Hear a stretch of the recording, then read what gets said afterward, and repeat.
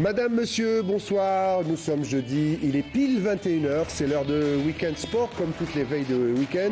Nous sommes très heureux que vous nous accueilliez chez vous, comme toutes les veilles de week-end, pour vous présenter toutes les compétitions et tous les événements sportifs qui vont se dérouler tout au long de ce week-end, à partir de demain, avec notamment la reprise du championnat de handball, après l'excellente et la superbe participation algérienne en Coupe d'Afrique des Nations et leur titre de vice-champion d'Afrique. On parlera de football, mais pas de Ligue 1, puisque place à Dame Coupe, les 32e de finale. Ça veut dire que c'est l'entrée en lice des clubs de l'élite de première division. On parlera également de basketball et de volleyball.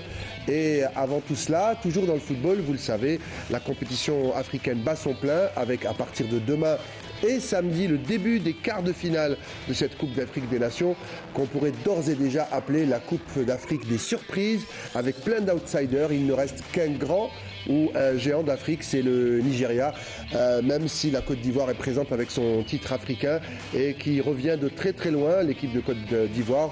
On en parlera dans l'émission ce soir, et avec moi les spécialistes de Week-end Sport, à commencer par, ça vous gêne pas que je dise spécialiste, vous l'êtes en tout cas beaucoup plus que moi. Bonsoir. Bonsoir Riyad, bonsoir chers amis, bonsoir chers téléspectateurs.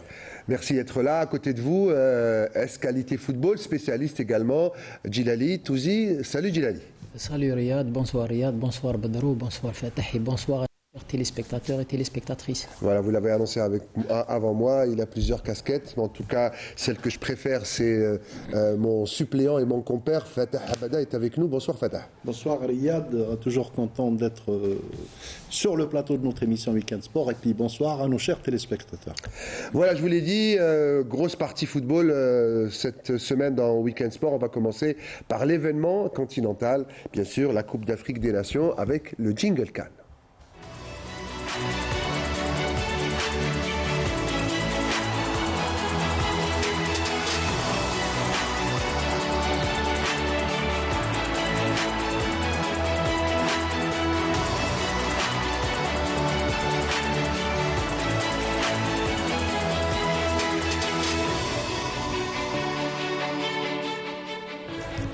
Alors, comment résumer cela? Un super prétendant au titre, qui s'appelle déjà d'ailleurs Super Eagles. Il y a l'équipe du pays organisateur qui revient de nulle part, et puis il y a des outsiders. Voici ce que nous préparent ces quarts de finale que nous présente Fatah Abada. Ils étaient 24, ils ne sont plus que 8. Au terme d'une phase de groupe passionnante, puis de huitièmes de finale qui l'ont été tout autant. Bien que le Nigeria se soit classé deuxième du groupe A derrière la Guinée équatoriale, l'équipe fait preuve de solidité depuis le début du tournoi. Alors que les attentes étaient tournées vers leur attaque, réputée comme l'une des plus redoutables d'Afrique, c'est plutôt leur défense qui s'est distinguée. En face, l'équipe angolaise, tout comme le Nigeria, présente un parcours impressionnant.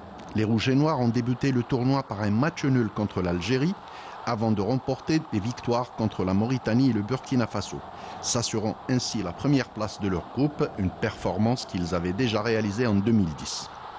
La République démocratique du Congo a la particularité d'être le seul quart de finaliste qui n'a toujours pas remporté le moindre match dans cette CAN. Les Léopards n'ont réussi qu'à arracher 3 matchs nuls.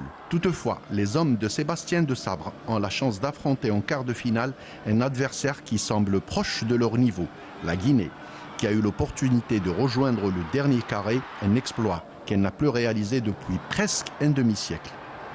Miraculé au sortir d'une phase de groupe terminée de manière chaotique par une défaite 4-0 contre la Guinée équatoriale, la Côte d'Ivoire a créé la sensation lundi en éliminant le Sénégal, tenant au titre au tir au but. Le pays hôte défiera en quart de finale un autre de ses voisins, le Mali, dans un derby qui s'annonce bouillant à Bouaké. Enfin, après avoir terminé en tête du groupe B devant l'Égypte et le Ghana, le Cap-Vert a eu beaucoup de mal à se défaire de la Mauritanie en huitième de finale. Les Cap-Verdiens auront sûrement fort à faire devant les Bafana qui ont dominé de la tête et des épaules le Maroc et se sont brillamment qualifiés pour les quarts de finale. Quel coup franc de ce joueur qui intéresse beaucoup les clubs anglais, qui a permis donc au Bafana de se qualifier pour les quarts de finale. Messieurs, voilà, on a presque à la fin, mais pas encore. On va pas bouder notre plaisir. Hein. On va regarder dans quelques instants ces affiches des quarts de finale, les 4 matchs qui commencent donc par Nigeria-Angola. Nigeria-Angola. On va regarder et Voilà, donc le vendredi à 18h, Nigeria-Angola, 21h, la République démocratique du Congo face à la Guinée. Et le samedi, l'impressionnante équipe malienne qui va défier les Ivoiriens à domicile, la Côte d'Ivoire qui est le pays organisateur. Et la belle surprise, le Cap-Vert qui va jouer un adversaire très très difficile, l'Afrique du Sud. Je commence par Gilali Touzi, je commence par le premier match, le Nigeria. Le Nigeria, on attendait une attaque, on a trouvé une attaque et une défense. Et qui vont affronter l'Angola, qui a aussi impressionné. Elle est montée en puissance. Après le premier match nul face à l'Algérie, elle a remporté ses 2 autres matchs. Certes, sur papier, le Nigeria part favori, mais cette équipe de l'Angola a vraiment épaté par son jeu, par un collectif, par la qualité de ses joueurs, la jeunesse de ses joueurs. Il y a un groupe qui s'est formé dans cette équipe. Le Nigeria, certes, lors du dernier match, a démontré un énorme potentiel sur le plan physique, sur le plan technique, ils ont surclassé le Cameroun. Ouais, ils ont surclassé le Cameroun. Je pense que le Nigeria part avec la faveur du pronostic, mais attention à cette équipe de l'Angola qui peut créer la surprise. Juste pour parler encore. Techniquement et physiquement, le Nigeria, ils sont impressionnants. Mais aussi, on voit le tableau pendant qu'on discute. Notre ami le réalisateur Khalid Bostanji va nous remontrer le tableau. Voilà. Je le disais, l'Angola, ils sont montés aussi en puissance. Et moi, je les trouve aussi physiquement extrêmement bien préparés pour ce tournoi. Il ne faut pas oublier que la moyenne d'âge de cette équipe de l'Angola est de 22 ans. Donc c'est des joueurs qui sont ensemble depuis pratiquement 6 à 7 ans. Donc il y a un groupe qui s'est formé, il y a un état d'esprit qui s'est formé, il y a une détermination dans cette équipe. L'équipe du Nigeria, certes, il y a des individualités, il y a aussi de l'individualisme au service du collectif. Avant de passer, Fatih, au second match, je voulais poser une question à Badrou. On parlait avant le début de cette compétition, surtout de l'équipe algérienne, de préparation physique, de météo sur place, locale. Est-ce que la préparation physique et le physique a joué un rôle prépondérant dans cette compétition, depuis le début, ce que vous avez remarqué? Certainement. On a vu des équipes monter en puissance de match en match, d'une part. D'autre part, celui qui va tenir, c'est l'équipe qui aura calculé la forme physique. On en avait parlé. Il suffit pas de préparer l'équipe physiquement. Mais il y a des calculs à faire, il y a des mésocycles à travailler. Des calculs sur le temps pour finir le mois, vous voulez dire? Oui, pour finir et puis pour monter encore en puissance. Moi, je pense que parmi les 8 équipes, ceux qui vont être en demi-finale et en finale, c'est les équipes qui ont bien calculé la forme physique de match en match, vous voyez. Donc il y a des calculs à faire. Il y a entre le quart de finale et la demi-finale, il y a combien de jours? Qu'est-ce qu'on doit faire? Est-ce que c'est des charges moyennes? Est-ce que c'est des charges lourdes qu'ils doivent faire? Est-ce que c'est des séances complètes? Est-ce que c'est des réglages seulement? Tout dépend de leur préparation aussi. Il faut qu'il y ait une chronologie dans la planification des séances. Je vais vous donner un avis sur la chose, Gilali, et je vais vous poser la question. C'est une remarque interrogative, si je peux dire. Est-ce que vous avez remarqué, Badrou, que les équipes qui ont eu des blessures, le plus de blessures, c'est les équipes qui se sont le plus préparées, qui ont commencé très tôt la préparation? Écoutez, pour vous répondre et être sincère avec vous, il suffit pas de travailler beaucoup, il suffit de faire des séances qualitatives. Comprenez, même sur le plan... Ma question, Badrou, sur le plan statistique, on fait les statistiques, on sort les 24 équipes, celles qui ont eu le plus de blessures, c'est celles qui ont commencé la préparation très tôt. Surcharge à votre avis? Non, mais il ne faudrait pas, justement... C'était pour répondre à votre question. C'est la qualité. Parce que la qualité de l'entraînement, même sur le plan physique, compte pour beaucoup. Hein, vous voyez, donc si ce sont des joueurs qui n'ont pas fait... Vous êtes médecin et vous le comprenez très bien. Si vous faites de la musculation, vous touchez le muscle compact et vous ne travaillez pas les tendons, les articulations, Absolument, etc., absolument. ça peut engendrer des blessures. Tout à fait. Donc, tout dépend de leur préparation dans leur club déjà. Ensuite, comment on doit préparer pour un laps de temps, pour ce championnat, pour cette Coupe d'Afrique, pour un mois de temps, comment nous devons placer nos séances et est-ce que c'est des séances de grande charge ou pas. Donc c'est ça le problème. Pour calculer la forme du jour J, on peut s'entraîner à fond sur le plan physique, mais le jour J, on n'est pas en forme. Djilali, ensuite on poursuit pour les matchs. Ce qu'on peut tirer comme conclusion, je dirais que par rapport à ces équipes qualifiées, tout en avançant dans la compétition, l'adaptation physiologique se fait plus conséquente. C'est-à-dire, Djilali veut dire qu'il veut aller loin, ménage sa monture. Ouais, voilà. Ça s'applique un petit peu. Ouais. Ce que vous dites s'applique un petit peu. On passe tout de suite, ensuite on reviendra à ça, Djilali. La République démocratique du Congo, un quart de finaliste qui n'a pas gagné le moindre match. Ça, c'est surprenant. C'est surprenant. Ils ont la chance d'avoir une équipe en face qui est pratiquement du même niveau. C'est-à-dire qu'ils ne sont pas tombés sur une grosse cylindrée face à la Guinée. Je pense que tout reste possible dans ce match. Donc, je dirais que c'est deux équipes qui ont pratiquement le même niveau. Deux équipes qui peuvent prétendre à la victoire. Il y a deux équipes aussi. La République démocratique du Congo, c'est une équipe très costaud, physiquement. Très solide. Très solide. Les Égyptiens n'ont pas pu aller au bout. Ils ont fini au tir au but. La RDC a failli battre le Maroc. Ils ont manqué un penalty. Ils ont terminé à un but partout. Oui. Ça aurait pu être leur victoire, mais ils sont très solides physiquement. C'est une équipe très solide et c'est une équipe qui gagne beaucoup qui gagne beaucoup les duels. Ils sont présents sur toutes les balles, que ce soit aérienne ou au sol.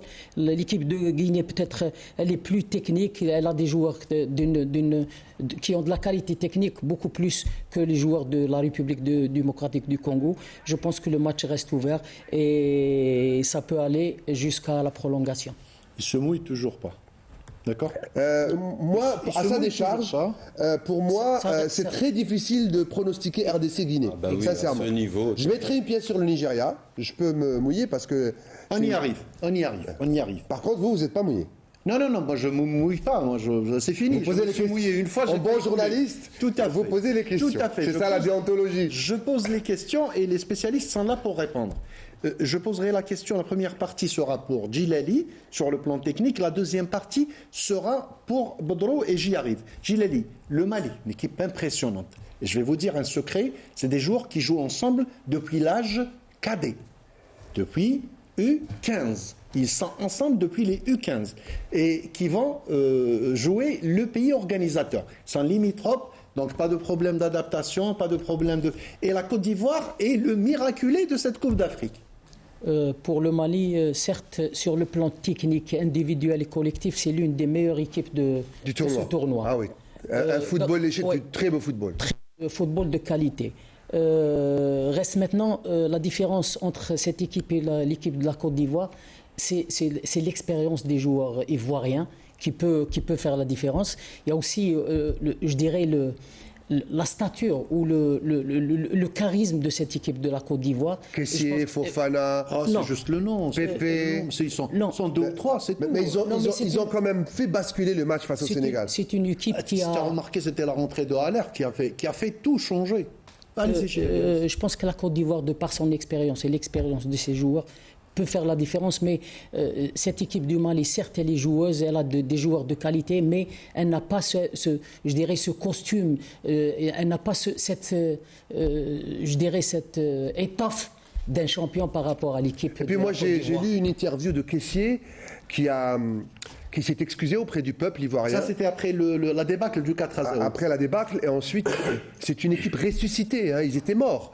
Et là, j'ai l'impression qu'ils ont envie de se racheter auprès de leur peuple. Ça va être très difficile, même pour un excellent Mali, de passer le cap de la Côte d'Ivoire. Et là, je m'adresse à la personne amoureuse de l'équipe du Mali, Badr Ben Hadjouja, Badrou.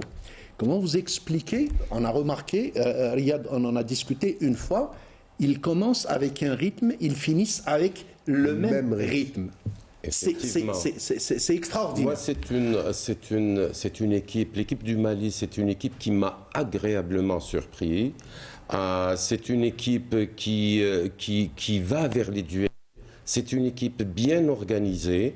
Et puis, c'est une équipe qui jouent au football. Techniquement, ils sont très bons. Techniquement, ils sont bons. Et techniquement, individuellement et collectivement. Tout à fait. Donc, moi, sincèrement, j'ai un penchant vers cette équipe. Voilà, Et puis, voilà quelqu'un. Pour le collectif, vous avez la réponse. Je vous dis, ils jouent ensemble depuis l'âge de 15 ans. Donc, c'est des genoux qui se on voit connaissent. ça sur le terrain. Voilà, tout simplement. Là, vous m'avez pas dit que je me suis pas mouillé. Moi, Si, il a dit Côte d'Ivoire. Là, je vous accorde. voilà, là, On a compris. Côte d'Ivoire pour Djilali et Mali pour Ah, Mes Amadou. chers téléspectateurs, pour une fois, Djilali Touzi, notre consultant, vient de se mouiller et de mettre une pièce, comme le dit Riyad Belkhadim, sur la Côte d'Ivoire. En avance. Le Cap-Vert, l'équipe surprise. Bon, surprise. Ça, c'était pour vendredi. Maintenant, on passe à samedi. Voilà. Les matchs de samedi. Non, même le Mali, c'était le Oui, ça, on vient de finir vendredi. Là, on passe à samedi. Non, le Mali, il joue vendredi, joue samedi. Samedi à 18h. On peut revoir. Voilà. C'est le deuxième match du samedi. Le Cap-Vert, la surprenante équipe du Cap-Vert, entre guillemets, surprenante, parce qu'ils ont déjà montré, quoique c'est une équipe que l'Algérie avait battue il y a quelques mois par 5-1. À signaler que les deux équipes lusophones de cette Coupe d'Afrique, le Cap-Vert et l'Angola, sont passés premiers de leur groupe au premier tour. Exactement. Et ils jouent une équipe, une sélection. Mais alors là, tenez-vous bien, l'Afrique du Sud qui s'est baladée face au Maroc, elle s'est baladée. Les jeunes se sont amusés, ils ont tout fait. C'est pratiquement l'ossature du club. Mamelodi Sundowns. Mamelodi Sundowns. 8 joueurs du Mamelodi Sundowns, plus comment il s'appelle Persito, Persito. le joueur du Ahli, et un autre joueur qui joue, je sais pas, dans le golf et tout. Ils ont un seul professionnel qui joue au Portugal. C'est tous des locaux, c'est l'équipe du Mamelodi Sundowns. Dans ce match, je dirais que c'est un match qui sera beaucoup plus très technique, moins physique, parce que là, c'est deux équipes très techniques qui pratiquent un football basé sur la qualité technique individuelle, plus porté vers l'offensive. Donc, ça sera un match ouvert. Là, ça sera vraiment un pronostic difficile à faire. Cette équipe du Cap-Vert, je pense qu'elle a les mêmes caractéristiques sur la qualité individuelle. C'est un foot latin, c'est un football latin. Oui, du Mali, c'est-à-dire ils ont des joueurs très techniques. L'Afrique du Sud, certes, ils ont par rapport, je dirais, en plus de la qualité technique de ces joueurs, c'est un groupe, c'est la majorité des joueurs jouent dans une même équipe, et peut-être la différence, elle peut se faire sur le plan physique, parce que cette équipe de l'Afrique du Sud, elle baisse pas de régime, elle fléchit pas. Et puis sur le plan on l'a vu physique. face au Maroc, elle sait absorber l'énergie de l'adversaire. Non, elle ne baisse pas les bras sur le plan physique. C'est-à-dire, il n'y a pas de fléchissement sur le plan physique. Surtout, pourquoi ? Parce que la majorité des joueurs, c'est des joueurs locaux qui jouent en Afrique du Sud. Et dans les coupes africaines, ils sillonnent pratiquement toute l'Afrique. Donc, les organismes sont adaptés à ces situations. Oui, mais c'est aussi le... Vous allez dire quelque chose, Bedroualis ? Oui. Il me regardait, mais moi je voulais juste après poser une autre question et puis vous répondre. Concernant le physique, justement, prenons l'exemple de l'Afrique du Sud, on ne peut pas dire qu'elle n'est pas physique.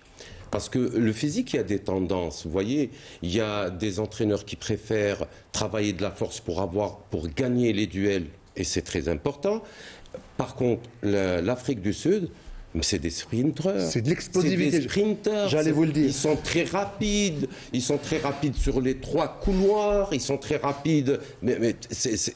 Donc, leur physique se base sur la vitesse d'exécution. Ils peuvent endormir un peu l'adversaire et ensuite ils accélèrent. Donc, leur tendance, c'est de la vitesse. D'autres, si je prends en exemple Mali, c'est la force. Si je prends en exemple la Côte d'Ivoire, par exemple, c'est la force aussi. Nigeria, c'est vitesse et force. Oui, les deux, exactement. Combiné, oui. Donc on peut remarquer cela pendant on a déjà remarqué cela pendant les matchs écoulés. Et puis, Moi, j'opte Riyad. juste, j'allais vous dire que c'est une opposition de style entre un jeu plutôt anglo-saxon, celui de l'Afrique du Sud, et un jeu latin, Tout à fait. portugais, du côté du Cap-Vert. Pardon, Gilles. Oui. S'il faut mettre une pièce sur l'ensemble, moi j'en mettrais 2 sur le Nigeria.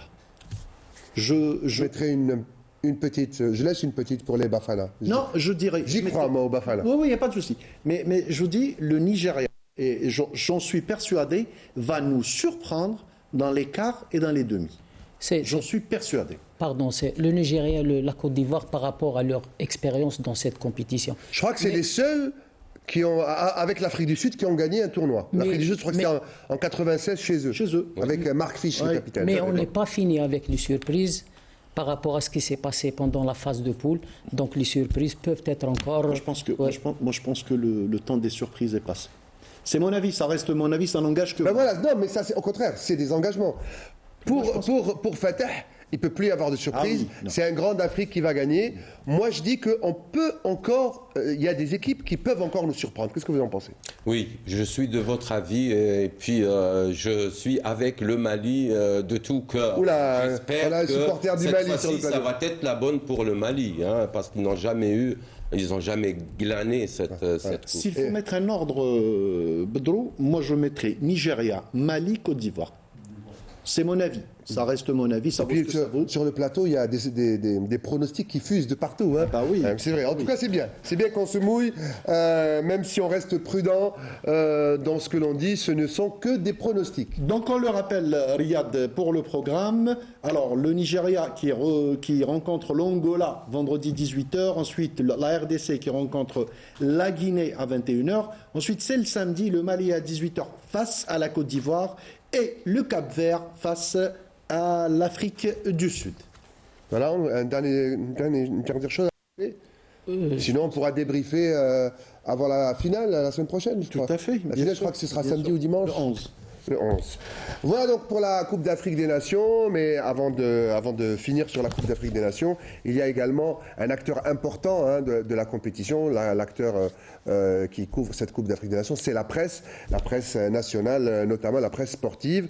Et à cet effet, aujourd'hui, le ministre de la Communication, Mohamed Lagab, a rappelé, c'était lors d'une rencontre amicale avec la presse sportive, le rôle de la presse sportive, justement dans l'accompagnement du mouvement sportif national. Le ministre de la Communication a également exhorté l'ensemble des journalistes à respecter et appliquer la déontologie tout en s'appuyant sur la loi 2023 sur l'audiovisuel. Et à la fin de la rencontre, le ministre de la Communication a répondu aux préoccupations, bien évidemment, des journalistes. On écoute le ministre de la Communication. C'est une rencontre amicale et fraternelle. Aujourd'hui, nous sommes là pour faire passer un message que le journalisme sportif est une science, un art, un message et surtout une responsabilité. Et les journalistes aujourd'hui doivent être responsables dans la manière de traiter l'information et dans le choix de leurs invités.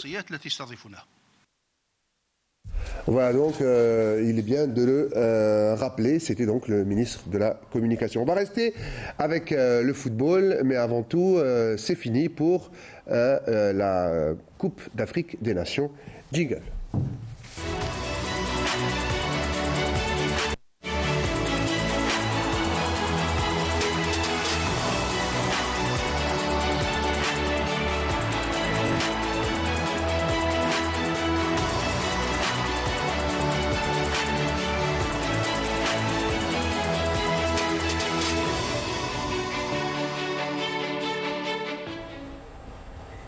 Voilà pour la CAN, on va rester avec le football. Pas de championnat ce week-end, puisque place à la Coupe.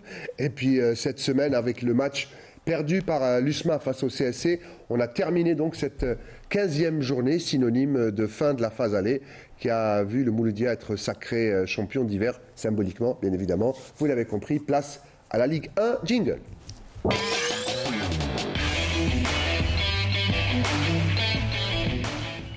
Et voilà, Djilali me rappelait qu'il reste un match pour boucler cette 15e journée. Il reste un match à purger pour le Shabab Riyadi de Belouizdad qui remonte et qui continue à poursuivre le Mouloudia d'Alger. Mais avant cela, on peut d'ores et déjà faire un petit bilan de cette phase aller. Un bilan que nous a fait Saïd Fellak. On regarde. Avec 36 points récoltés sur les 45 possibles, le Mouloudia d'Alger a été l'auteur d'un parcours exceptionnel, terminant la phase aller avec 11 victoires, 3 nuls et une seule défaite concédée lors de la deuxième journée à Constantine face au CSC. Les Verts et Rouges ont fait forte impression, dominant jusque-là le championnat de bout en bout, avec cette première place acquise dès la première journée. Le MCA a pu compter notamment sur un Youssef Belaili de retour en Algérie l'été dernier, qui a su guider son équipe aux victoires. L'international algérien continue d'ailleurs d'être le meilleur buteur du championnat avec 10 réalisations, bien qu'il ait manqué les 4 derniers matchs de son équipe en raison de sa participation à la CAN. Le Mouloudia peut se targuer d'avoir la meilleure attaque du championnat avec 33 buts inscrits, mais pas la meilleure défense qui revient au Paradou AC, qui n'a encaissé que 6 buts en 15 matchs. Un retour en force du PAC qui termine cette première phase du championnat à la 3e place, loin du parcours catastrophique de la saison dernière. Une 3e place qu'occupe également l'USM Alger avec 26 points qui, après un début de championnat très compliqué, ponctué par le départ de son entraîneur Abdelhak Benchicha, a su revenir très fort en dépit de sa défaite surprise concédée à domicile mercredi soir devant le CS Constantine qui a mis un terme à sa belle série de 6 victoires de suite. Une contre-performance qui a profité au CRB Louis-Z qui prend seul la 2e place avec 28 points et un match en retard à disputer encore face au MC El Beyed. Un autre succès des gars de l'Aqiba et ces derniers se retrouveraient à 5 points du MCA. Avec 7 victoires, 3 nuls et 5 défaites, les 2 clubs de l'Est, l'ES Sétif et le CS Constantine, ont alterné le bon et le moins bon, marquant beaucoup de buts, mais ont fait preuve d'une certaine fragilité défensive. À la 7e place, on retrouve l'USM Khenchla, 23 points, qui reste sur la même lignée que la saison dernière, alors que la JS Kabylie, 8e, semble manquer cruellement d'ambition cette saison encore et continue de décevoir son large public. La JS Sawa se positionne à la 9e place avec 22 points, juste avant une belle équipe de Biskra qui, malgré la crise financière qui frappe le club, a su se montrer solide. 11e, le MC El Beyed aura vécu une phase aller cauchemardesque en raison de cet accident de la circulation qui a coûté la vie au gardien Zakaria Bouziani ainsi qu'à l'entraîneur adjoint Khaled Meftah. Un drame qui a ébranlé le football algérien et qui a fait mal à l'équipe, qui a su néanmoins se relever après cela et espère désormais assurer son maintien rapidement. Le NC Magra et l'AS Ochlef 12e et 13e respectivement perdent du terrain progressivement et se rapprochent des profondeurs du classement alors que l'ES Benaknoun, premier non relégable, continue de croire en son maintien. Le MC Oran, avant-dernier, espère vite se relever et compte sur un mercato hivernal réussi pour se remettre sur le droit chemin et éviter la relégation. Une relégation qui semble inéluctable toutefois pour le premier, l'US Souf, qui comptabilise 4 petits points au compteur. Comme chaque saison, la valse des entraîneurs a marqué cette phase aller et seuls le MCA et l'US Biskra ont gardé le même entraîneur. Et voilà, la valse d'entraîneurs, c'est une conclusion intéressante. Et donc le Mouloudia et Biskra qui ont gardé leur entraîneur. Très intéressante cette première partie de championnat que va nous disséquer dans quelques instants notre consultant. Où en tout cas ce qui est intéressant c'est qu'il y a une grande indécision en bas où les promus ont du mal dans ce championnat où un grand de l'Ouest, le MCO aussi a du mal, mais en haut, à part le Mouloudia qui est parti comme une fusée en début de saison, il y a plein d'équipes qui lui courent derrière et c'est ça qui rend très beau notre championnat, c'est cette indécision. Et on va d'abord faire un gros plan, une loupe dans l'œil du coach de cette semaine sur cette phase aller avec le bilan du coach. Touzi, tout de suite, l'œil du coach.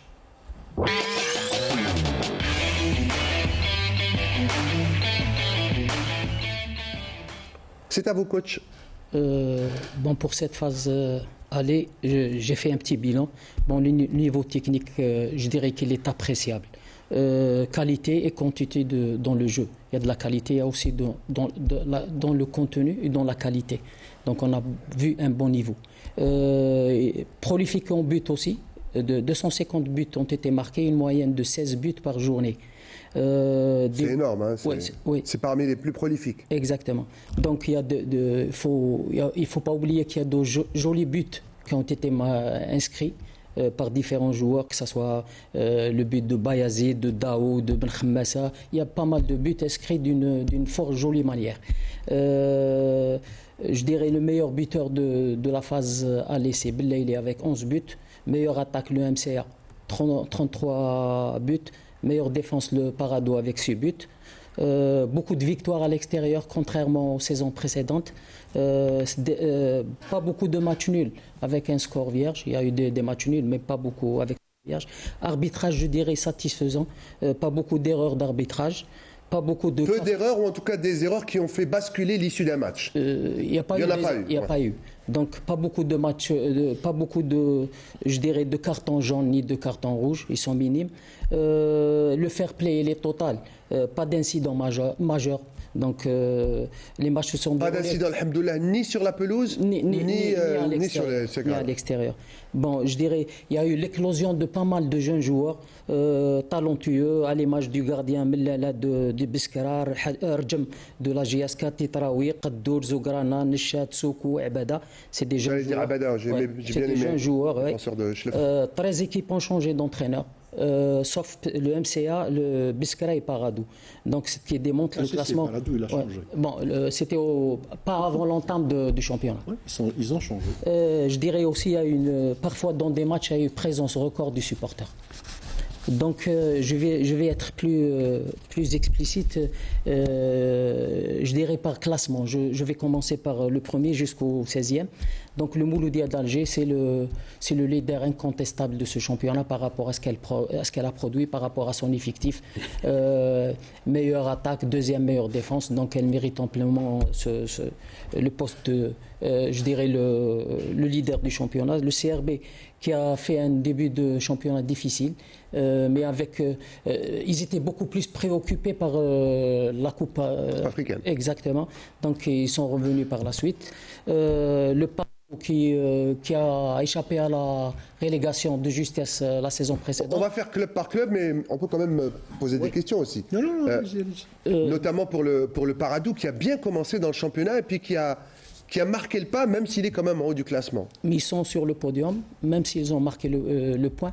Mais cette équipe très technique, très joueuse, ce qu'il y a de nouveau dans cette équipe cette année, c'est sur le plan tactique, où l'entraîneur a travaillé beaucoup le placement sur le terrain et ils sont très forts dans le jeu de transition. On continue avec la première partie de classement. On va dérouler. Allez-y. L'USMA, bon, avec un début de championnat très difficile. Et après les matchs de la Coupe de la CAF, ils sont revenus. Ils sont à 6 victoires d'affilée. Donc, c'est une équipe qui est sur le podium. Donc, c'est des équipes qui reviennent en force. 6 victoires sur 7. Le CSC les a coupés dans leur élan. Ils allaient enchaîner la 7e victoire. Ils ont perdu hier face au CSC. Il y a l'entente. Malgré le jeune âge de ces joueurs, c'est des joueurs jeunes qui n'ont pas d'expérience. Je pense qu'ils sont en période de transition. Donc c'est une équipe qui est dans le haut du tableau, malgré l'inexpérience de ces joueurs. Il y a le SMK en 7e position, Khenchela. Je dirais que l'instabilité sur le plan technique a fait que cette équipe se trouve dans cette position. Il ne faut pas oublier qu'ils sont au 3e entraîneur depuis l'entame de la saison, mais c'est une équipe qui reste l'une des ténors de cette ligue. La GSK, bon, par rapport à l'effectif, je dirais que l'effectif n'est pas pléthorique, ils ont un effectif juste moyen. Et puis pour Khenchela, pour l'info, ils viennent les quitter, ils viennent signer avec d'Alger. Donc, c'est pour cette raison qu'ils ont, des résultats en dents de scie. Donc, c'est qui confirme que la GSK a besoin de joueurs d'envergure. La Saoura, qui nous a habitués à mieux, elle se trouve à la 9e position. Je pense que la politique de cette équipe a changé. Maintenant, ils sont en train de puiser dans les catégories jeunes. Donc, la majorité des joueurs proviennent des jeunes catégories. Biskra, je dirais que pour moi, c'est l'une des attractions de ce championnat par rapport à ce qu'ils ont fait comme résultat à l'extérieur. Ils ont des difficultés à domicile, mais à l'extérieur, ils ont ramené beaucoup de résultats, beaucoup de points. Je pense que l'état du terrain, l'état de la pelouse, j'aime beaucoup. Je crois qu'ils ont pris 7 points à l'extérieur, je crois. Si plus. 7 ou 8 points. Oui. Donc, c'est l'état de la pelouse qui les gêne un petit peu parce que c'est une équipe très joueuse. Le Bayed, dommage pour cette équipe. Après le drame qu'ils ont vécu. Donc cette équipe, peut-être, elle n'arrive pas encore à redémarrer, mais je pense que cette équipe, avec le temps, ils vont se ressaisir et c'est une équipe qui va peut-être jouer le maintien aisément. Magra, qui par rapport à ses moyens, l'équipe de Magra est en train de se battre pour qu'elle... Moi, je les ai trouvés excellents face à l'USMA. ils auraient pu revenir dans le match si ce n'était pas le troisième but. Ils ont de la patte, mais peut-être aussi c'est une question de souffle et de moyens. Oui, de moyens financiers beaucoup plus, cette équipe. Mais je pense qu'elle a les moyens de se maintenir dans cette ligue. L'AS Ochlef, je pense que c'est la déception. Une équipe qui a entamé le championnat en force. Je dirais aussi l'instabilité sur le plan technique a pesé sur le classement de cette équipe, surtout qu'elle renferme. Ils ont dégringolé, ils étaient deuxièmes à un moment donné. Hein. Ils étaient premiers à un moment donné. Les 3 premières journées, ils étaient premiers. Donc c'est une équipe qui a un potentiel important de joueurs, que ce soit de jeunes joueurs ou joueurs d'expérience, et se retrouve à la 12e position. Donc c'est un peu... c'est une déception pour cette équipe. Ben Aknoun qui a des difficultés à avoir une dynamique de victoire, surtout après l'arrivée de Dzeri. Certes, il y a eu des performances je crois que c'est les champions du match nul, Ben Aknoun. Ils ont beaucoup de matchs nuls. Ils ont, je dirais, fait beaucoup de matchs nuls, ce qui ne leur permet pas d'avancer dans le classement. Le MCO, c'est, je dirais, par rapport à ce qu'il y a eu en intersaison, par rapport au bouleversement, par rapport aux problèmes que cette équipe a eu dans l'intersaison. Donc l'équipe est en train de... Et aussi, il ne faut pas oublier qu'ils ont fait une mauvaise préparation. Cette équipe est en train de peiner. Mais je pense qu'ils ont le potentiel pour revenir. L'équipe de Souffle qui n'arrive pas à s'adapter à cette Ligue 1. Et aussi, il ne faut pas oublier qu'ils ont des joueurs, je dirais, d'un niveau technique moyen. Ils n'ont pas de moyens, donc cette équipe va trouver des difficultés pour rester en Ligue 1.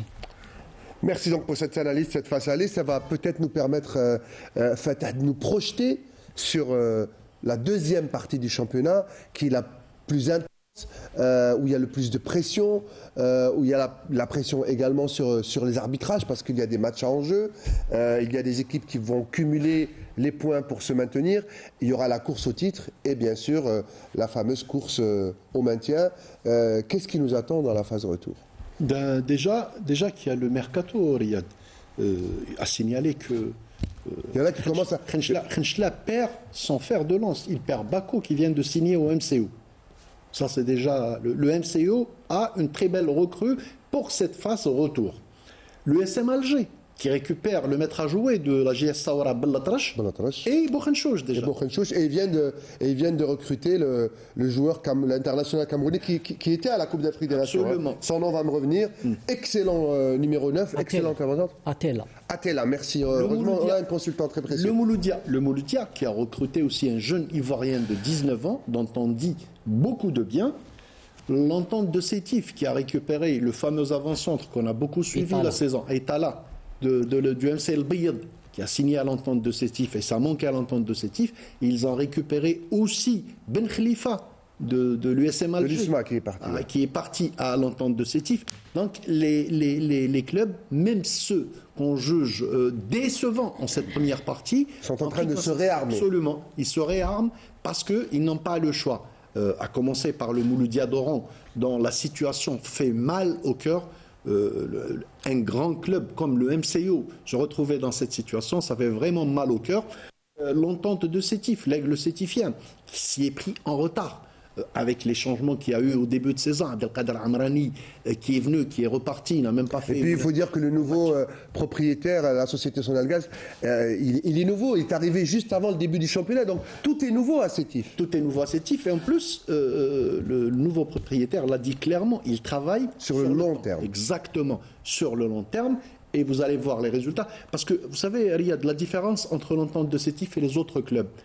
Vous savez qui c'est qui encadre les U15, les U17, les U19 C'est Kamel Adjes, c'est Melik Zorgan, c'est Yisad Bourahli. C'est des noms. C'est les anciens champions d'Afrique. C'est les anciens champions d'Afrique qui sont en train d'encadrer ces jeunes. Et vous allez voir les résultats dans les années qui viennent. Maintenant, pour revenir à ce que disait Gilali, moi j'aurais résumé, il est très vaste le résumé, ce que vous avez dit, il est très détaillé. Voilà. Je le résumerai en top et en flop. Alors, le Mouloudia d'Alger, ça a été le top. Le régal avec le public du Mouloudia, tous les matchs du Mouloudia. Peut-être c'est une des plus belles entames de championnat du Mouloudia depuis... oui, depuis une vingtaine d'années. Au moins. Ah oui, depuis une vingtaine d'années. Le Serbe Luisded qui impressionne une fois qu'il s'est libéré de cette histoire de Coupe d'Afrique et qu'ils ont récupéré Paqueta Là, il redéveloppe le jeu. On retrouve le Shabab Riyadi de Belouizdad. Les joueurs de l'USM Alger qui ont adhéré à la méthode Garidou. Et ça s'est montré sur 7 matchs. Bon, allez, 18 points en 7 matchs. Tout à fait. On va leur accorder les circonstances atténuantes. C'est un petit peu la fatigue. L'enchaînement des matchs. Tout simplement. Le CS Constantine qui fait... le chaud et le froid, le bon et le moins bon. Ils alternent le bon et le moins bon. C'est pour ça que je trouve le championnat de cette année fantastique. Tu as dit tout à l'heure un truc... il est très indécis. Tu as dit une chose très très intéressante. On ne sait jamais, par exemple, avec le NC Magra, ils partent, ils battent le CSC à domicile, ils rentrent chez eux, ils perdent avec Khenchla. Donc on peut s'attendre à tout avec ce genre d'équipe. Donc je dirais le top et le flop. Le Mouloudia, l'USMA, le CRB, les habituels, ils sont là, ils sont en train de régaler et de tirer le championnat vers le haut. Malheureusement, les promus comme Ben Aknoun, les souffrent du mal. Ben Aknoun, qui commence depuis l'arrivée de Bilal Ziri, qui commence à réagir. L'US Souf qui n'a pas pu prendre s'adapter. Pas prendre la vitesse de croisière de ce championnat. Et surtout, le Mouloudia, la grosse déception, c'est le Mouloudia d'Oran. Donc, c'est des tops et des flops, Riyad. Moi, je résumerai ça en ça. Top et flop, vous avez quelque chose à ajouter? Ensuite, on parlera de la gestion du physique pour la deuxième partie de saison. Je dirais que la phase retour sera plus compliquée que la phase aller par rapport aux enjeux qu'il va y avoir, que ce soit en haut du tableau ou en bas du tableau. Si vous vous rappelez bien, lors de nos dernières émissions, je vous ai dit que ça va se jouer, le podium ou les premières places, ça va se jouer entre le Mouloudia, le CRB et l'USMA. Donc, chose qui est en train de se faire. Alors, il reste encore 15 jours. Il reste 15 matchs. Alors, il reste 15 matchs. Alors, la reprise, ce sera le week-end du 9-10, je crois. C'est ça. 9-10 février, c'est-à-dire juste après la coupe de ce week-end. Donc, ça ne s'arrête pas. Alors, pas de trêve. Quelques joueurs, il n'y en a pas beaucoup qui sont revenus de Coupe d'Afrique des Nations. Ils n'ont pas joué. Benbot et Blaid n'ont pas joué. Il n'y a que Blali qui a un peu joué. Pas de laps de temps pour se reposer ou se préparer pour la deuxième phase. Comment vous la voyez physiquement et comment on va gérer les physiques dans les clubs? Écoutez, on l'a déjà expliqué avant, dans le physique, il y a plusieurs phases. Vous avez, par exemple, la préparation physique générale, on n'en parle plus. Non, mais là, il ne s'arrête pas. Hein. Oui, justement, on n'en parle plus, puisqu'il n'y a pas un laps de temps long, important pour recharger les batteries. Avant, quand il y avait 3 semaines de repos, entre l'aller et le retour, etc., on devait recharger les batteries des joueurs et tout le monde allait vers une petite durée de préparation physique générale. C'est-à-dire on revenait un peu sur la préparation physique générale. Actuellement, il n'y a pas de temps, on n'a pas besoin. Il y a même un enchaînement des matchs. Un enchaînement, donc il va y avoir dans chaque microcycle d'une semaine, il va y avoir 1 ou 2 séances physiques. Mais quel genre de physique? C'est le physique spécifique, justement. Dans une équipe, vous avez des joueurs qui ont fait, par exemple, la Coupe d'Afrique, ils reviennent, il ne va pas travailler ce jour-là, ne va pas travailler avec ses coéquipiers de la même manière. Donc, vous voyez, elle est spécifique par rapport à chaque joueur. Et là, l'intérêt d'avoir des spécialistes, pas un seul préparateur physique dans une équipe, mais plusieurs. Très bien. Alors, juste pour terminer avec le bilan, Fatah, un point, moi, que je devrais, encore les tester à la phase retour, mais en tout cas pour cette phase aller, malgré les compétitions africaines, un bon point pour ceux qui organisent le championnat au niveau de la fédération, c'est notamment le président de section de Ben Aknoun. Oui. Il n'y a pas trop de retard, on vient de purger proprement tous les matchs de championnat, il n'y a pas d'énormes retards. Il n'y en a pas même. Si vous vous rappelez, d'ailleurs il a accordé sa première interview à la télévision algérienne, à Canal Algérie. À vous? Oui, c'était moi, ça aurait pu être n'importe qui, mais c'était cheval de bataille. Plus encore, s'il y a un mot plus fort que ça, c'était un principe pour lui, ne pas finir un championnat, ne pas en faire un championnat marathon. Il a dit, on est là pour s'accommoder, pour s'adapter aux compétitions africaines. On va aider nos équipes qui disputent les compétitions africaines. Il est hors de question de cumuler les matchs comme ça. Et la preuve, il est en train de tenir parole. On est à peine le 1er février et tous les matchs tout le championnat est épuré. C'est pas facile à faire. Il passe des nuits et des jours a préparé ça. On tient à le saluer. C'est pour ça je veux qu'on leur tire chapeau aujourd'hui. Absolument, lui et son équipe, on tient à le saluer. Allez, il ne reste pas beaucoup de temps. Je vous laisse 30 secondes. Le fait important, c'est qu'aucune équipe ne se plaint jusqu'à maintenant. Ben oui. Ça prouve que c'est bien organisé. Parce que c'est appliqué pour tout le monde. Oui, exactement. Alors merci. Avant de passer au handball, on va parler de la Coupe d'Algérie ce week-end. On va regarder le tableau, Farid, de quelques matchs de cette Coupe d'Algérie. Les voilà. Et vous allez nous donner quelques matchs. Oui, notamment Riyad, absolument. Il y a des matchs qui se joueront le vendredi, d'autres le samedi. Le vendredi, l'Oued, par exemple, Oued Souf qui reçoit le Ben Aknoun, deux sociétaires de la première division. Le Nerbet Lerma qui reçoit le Mouloudia d'Alger à Mila. Le match sera transmis en direct sur Canal Algérie avec au commentaire Saïd Fellak. À Ouirgla, l'IRB Ouirgla qui reçoit le Parado Athletic Club. La Beberika qui reçoit l'Aïs Ochlef, le Ned du Sendé qui reçoit le Wam Mostaganem et le NRB Tazawert qui reçoit l'entente de Sétif. Aussi le vendredi Riyad à Gigel, la GS Gigel qui reçoit Ouled Yahish. À cette occasion, vous savez que la GSD est en deuil.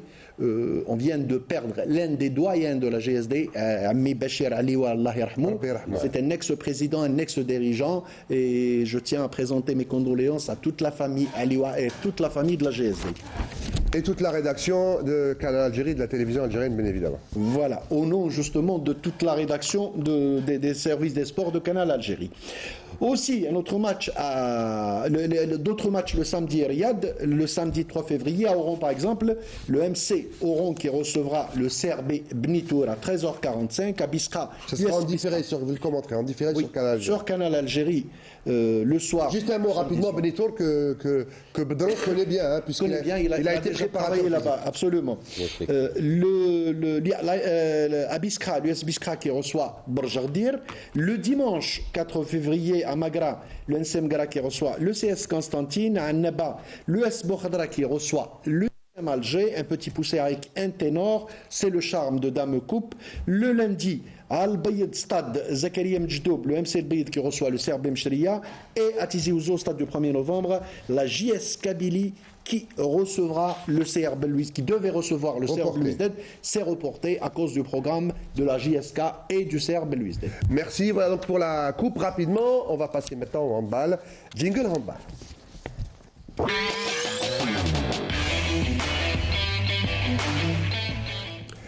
Rapidement, on va présenter donc le championnat qui reprend ce week-end après la Coupe d'Afrique des Nations. Présentation signée Sid Ahmed Bouraïd. Dans le groupe A, le Ain Touta, co-leader, aura a priori la faveur des pronostics lors de la réception de l'ES Constantine, lanterne rouge. La victoire est obligatoire, surtout que l'autre co-leader, le CRB Mila, évoluera sur le terrain de Ziro Youssef, 7e avec 10 points. Le HBC El Biar, 3e, aura l'occasion de rester au contact de Mila et Ain Touta lors de la réception de l'Olympique Marnia avant-dernier. En bas du tableau, on note la chance d'empoignade d'entre Arzeu et le MM Batna. Dans le groupe B, les co-leaders, la JS Skikda et le MBB Borj Baririj, auront également la tâche facile sur le papier, affrontant respectivement Mtlili Lanterne Rouge et le NRKGA 8e. Les joueurs d'Oulet Lilet 3e auront quant à eux une tâche difficile en affrontant un concurrent direct pour le podium, Shelrom Laïd en l'occurrence. En bas du tableau, le CRB Alger Centre évoluera sur le terrain de Bedraïs, alors que le Mouloudia d'Alger aura un périlleux déplacement à négocier à Saoura pour faire face à l'équipe locale. Merci Sid Ahmed. On va revoir tout de suite rapidement le tableau pour ceux qui veulent se déplacer dans les salles demain. Donc dans le groupe A, vendredi, Ain Touta, ES Constantine, Batna, Arzeu, OM Annaba Ourgla, Olympique Louet Saïda, Ziro Youssef Serbe Mila et Handball Club Del Biar, Olympique Marnia. Dans l'autre groupe, le groupe B, vendredi, la GS Skikda face à OB Metlili, la GS Saoura Mouloudia d'Alger, le CS Belmondraïs face au CRBE Alger Centre, Balika face au CR Borj Baririj, l'autre club de Borj, le M Borj Baririj, jouera le NRK Alger, et puis samedi à 15h, chez le Romelaïd, Oued Klilet. Voilà donc pour le hand. Maintenant, on va passer à l'athlétisme, jingle athlétisme.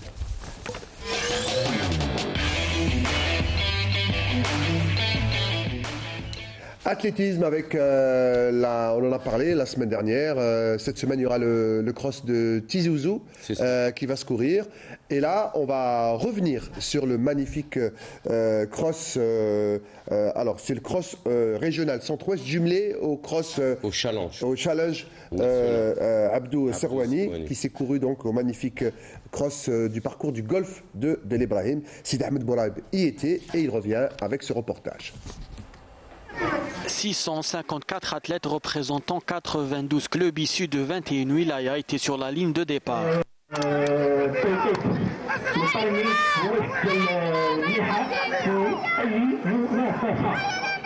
Chez les cadets, la victoire est revenue à Karima Achish chez les filles et Mohamed Tfer chez les garçons.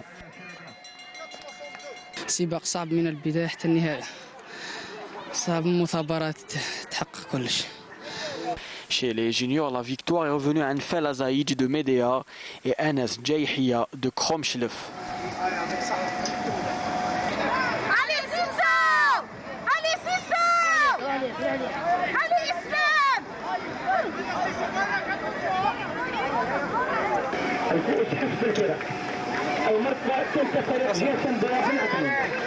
الحمد لله كان السباق بالنسبه لي ما كانش صعب كثير مع لي زعما العداءات كامل جريت معاهم. الحمد لله قدرت نحقق نتيجه بين العداءات وان شاء الله لما نحقق نتيجه في البطوله العالميه الجامعيه ان شاء الله. Chez les seniors, Rania Zik de Borj Bouhariri l'emporte chez les dames.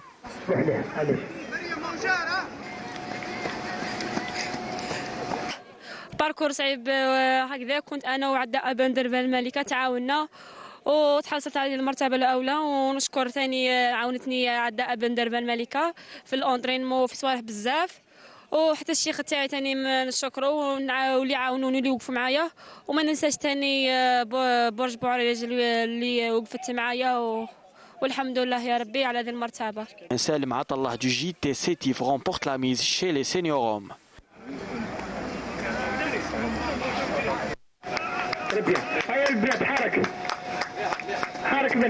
والله المسلك يعني كنت متخوف منه شوي، ولكن طلع المسلك في المستوى يعني كويس، فيه هبطات طلعات، لكن الحمد لله يعني. Une bonne organisation a caractérisé ce challenge qui porte le nom du défunt Abdou Serwani. Il faut rappeler que Abdou Serwani était athlète quand il était dans les catégories cadettes. Il était dans le club de Nahd de Hussein Dey. Donc c'était véritablement un connaisseur de l'athlétisme. Et en cette occasion, aussi, donc on se rappelle aussi de son petit garçon Khatib, donc qui l'a amené toujours avec lui donc dans toutes les compétitions. Et voilà un coucou pour toute sa famille ونترحموا عليه إن شاء الله. Le niveau, quel est le niveau, surtout chez les jeunes, le parcours il est impeccable, surtout cette période. L'organisation elle est magnifique, donc il manque rien. نهضروا عليه شويه عبدو السغواني صحفي ورياضي اللي كان يدافع على الرياضيين، انا نسميه محامي الرياضيين. يعني مام هو في فتره من الفترات كان يدافع لنا على هذا ميدان الجولف، كانوا يغلقوه علينا، هو كان يدافع عليه باش جابوه هنا ونا نديروا فيه السباقات العدو الريفي هذوما.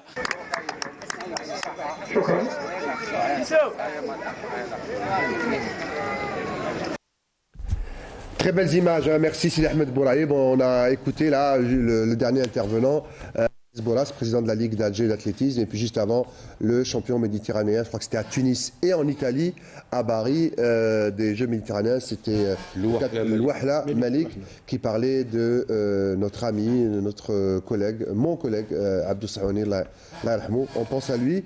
Et puis, c'est des images magnifiques, hein. On voit les seniors et les juniors, toutes les catégories. Le cross rassemble toutes les catégories. D'ailleurs, il y a eu plus de 70 clubs participants, il faut le dire. C'est une discipline qui rassemble une masse extraordinaire, donc de qualité aussi.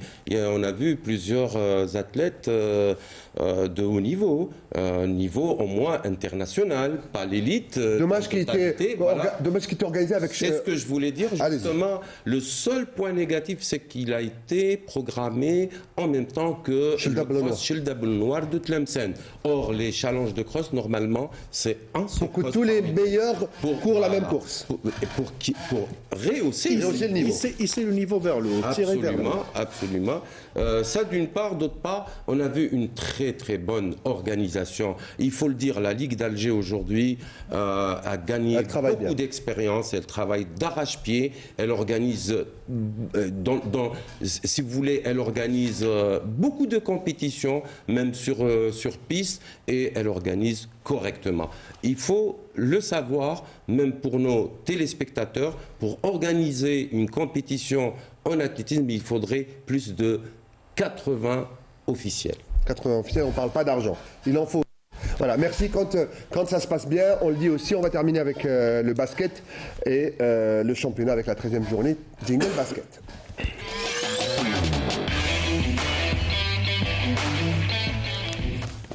Le basketball avec le tableau complet de cette journée qui est prévu samedi. Donc, Nad du Sendé affrontera à 15h l'AS El Bouagui.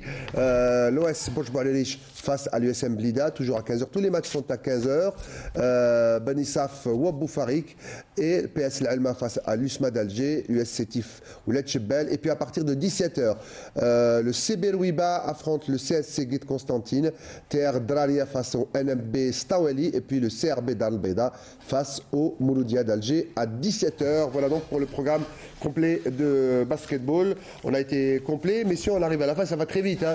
Le week-end, on y est déjà. Oui. Pour ceux qui vont aller au week-end, il y en a d'autres qui travaillent le week-end, n'est-ce pas Fatah, merci Badalo d'avoir été avec nous cette semaine. Merci Gilali, merci Fatah. Merci Riyad. Vous avez des remerciements. Absolument, on ne doit pas oublier ceux sans. On les oublie pas, on les oublie pas. On ne sera jamais là. C'est Faria les Shahinez qui sont juste derrière, Lies qui est juste à côté, et Ryan, Coco Ryan, les cadreurs, nos cadreurs, le maestro Stoll, bien sûr, sans lui, on ne peut rien faire. Amina, notre script, Farid Bostanji, notre réalisateur, le grand maestro, Mokhtar Hammani, notre red chef, et puis toute l'équipe de la rédaction. Voilà. Et l'équipe de la rédaction qui prépare les sujets sexuels, Saïd Flag et Sami Achichou, merci de votre fidélité, mesdames, messieurs.